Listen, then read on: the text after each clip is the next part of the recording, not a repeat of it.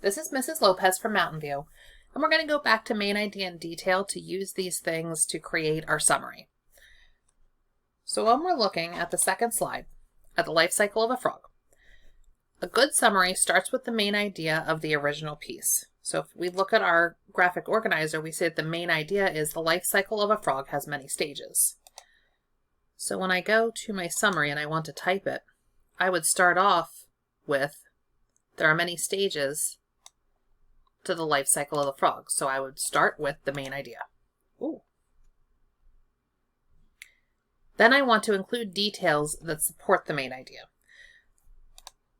So if I go back, so I should include things like frogs lay floating egg masses, tadpoles develop in the eggs until they break free, tadpoles have a body and tail to swim, they develop through metamorphosis, they turn into froglets with 4 legs and a tail, they turn into a frog with fully formed legs and no tail. So I know that I need to include these details that support the main idea, but I don't want to just copy straight out of the original. Instead, I should use my own words. And I want to make sure that when I'm writing, I'm informing about the who, what, where, when, and why of the topic that is included in the text. And I'm going to do my best to not put my opinion of the issue or topic that is discussed in the original piece. So I wouldn't include things like, ew, frogs are gross, they're so slimy. You just tell the facts as they are presented in the text without those opinions. So now I'm going to add all of those other details. So frogs lay floating egg masses, tadpoles grow egg masses until they break free. Tadpoles start out very weak and need to hang on to plants. Tadpoles have a body and tail to swim. Tadpoles develop through metamorphosis. They continue to the next stage of life. They grow into froglets with 4 legs and a tail.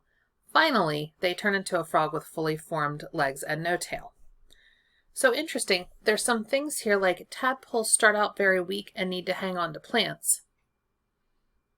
And right there, it's in the text, but that wasn't in my graphic organizer. Do you know what? That's okay. Once you have your graphic organizer and you've laid out some of the key details in the main idea, when you're forming your summary, if you find that there's details that are in the story that would, or the informational text that would help tie it together that you would like to include, you're allowed to. You can go back, you can add more from the text and not just stick to only the words that are in a graphic organizer.